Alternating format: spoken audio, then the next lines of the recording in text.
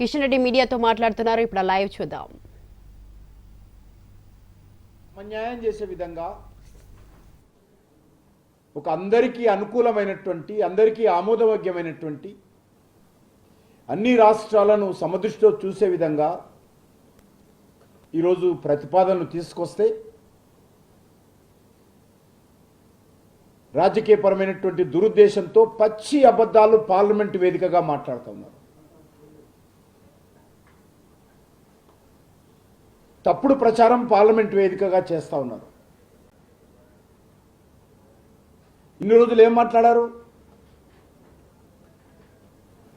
కొత్తగా జనాభా సేకరణ చేస్తే దక్షిణ భారతదేశంలో జనాభా తగ్గుతుంది, దక్షిణ భారతదేశంలో చాలా ప్రోగ్రెసివ్ స్టేట్స్ జనాభా సంబంధించి నియంత్రణ కోసం కుటుంబ నియంత్రణ చాలా సమర్థవంతంగా అమలు చేశాము, ఎడ్యుకేషన్లో కూడా చాలా ముందున్నాము. కాబట్టి జనాభా సేకరణ జరిగిన తర్వాత నియోజకవర్గాల పునర్విభజన జరిగితే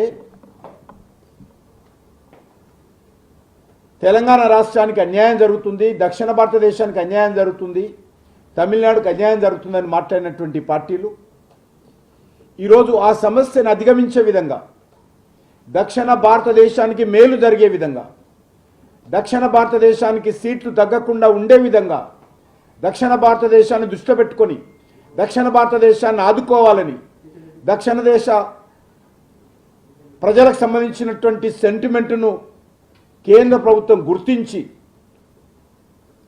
ఈరోజు ఈ ఫార్ములా తీసుకొస్తే ఏవైతే ఇప్పటికే కాంగ్రెస్ పార్టీ హయాంలో సీట్లు పెంచారో దేశవ్యాప్తంగా అదే ఫార్ములాలో అదే సంఖ్యతో అన్ని రాష్ట్రాలకు సమానంగా అదే నిష్పత్తిలో సీట్లు పెంచే విధంగా కేంద్ర ప్రభుత్వం నిర్ణయం తీసుకుంటే ఈరోజు తప్పుడు మాటలు మాట్లాడుతూ ఉన్నారు. ఎందుకంటే మహిళలకు రిజర్వేషన్లు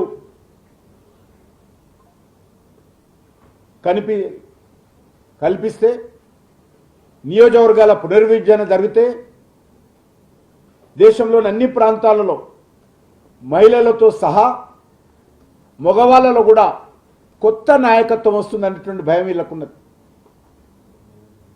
కొత్త నాయకత్వం ముందుకు వస్తుంది. తరతరాలుగా తమ కుటుంబాల చేతుల్లో ఉన్నటువంటి రాజకీయ వారసత్వము, రాజకీయ ప్రాబల్యము యువతరము నవతరము మహిళల చేతుల్లోకి వెళ్తుంది, బడుగు బలైన వర్గాల చేతుల్లోకి వెళ్తుంది అనేటువంటి కుట్రతో ఈరోజు కాంగ్రెస్ పార్టీ కానీ బీఆర్ఎస్ పార్టీ కానీ మిగతా రాజకీయ పార్టీలు కానీ ఈరోజు వ్యతిరేకిస్తూ ఉన్నాయి. తమ పీఠాలు కదిలిపోతాయని భయంతో ఈ రకమైనటువంటి రాజకీయ డ్రామాలు ఆడి ఈరోజు బిల్లును వ్యతిరేకించేటువంటి ప్రయత్నం చేస్తూ ఉన్నారు.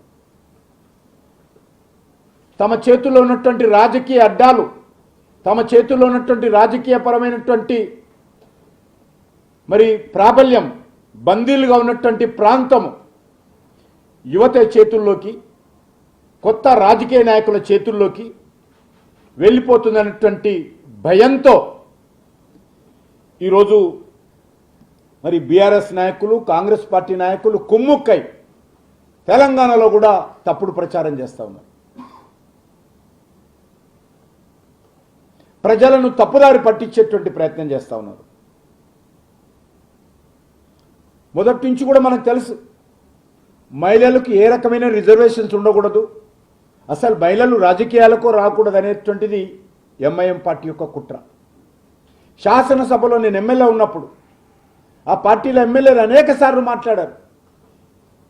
ఇప్పటికే రాజకీయాలు ఇబ్బందిగా ఉంది, మహిళలు రాజకీయాలకు వస్తే అనేక రకాల కొత్త సమస్యలు వస్తాయి, మహిళలు రాజకీయాలకు రాకూడదని చెప్పి అసెంబ్లీ రికార్డులో ఈరోజు అక్బరుద్దీన్ ఓవైసీ మాట్లాడినటువంటి అంశాలు ఉన్నాయి. ఆ పార్టీ మహిళల రిజర్వేషన్స్ వ్యతిరేకం. అంతేకాదు ఈరోజు హైదరాబాదులో సీట్ల పునర్విభజన జరిగితే తమ సీట్లకు తమ పీఠాలు ఎక్కడ కదులుతాయో, తమ సీట్లకు ఎక్కడ ఎసరు పెడతారో అనేటువంటి కుట్రతో మజ్లిస్ పార్టీ కాంగ్రెస్ పార్టీని, టిఆర్ఎస్ పార్టీని కలిపింది. ఆ రెండు పార్టీలను ఈ అంశం మీద మరొకసారి ఏకం చేయడం జరిగింది.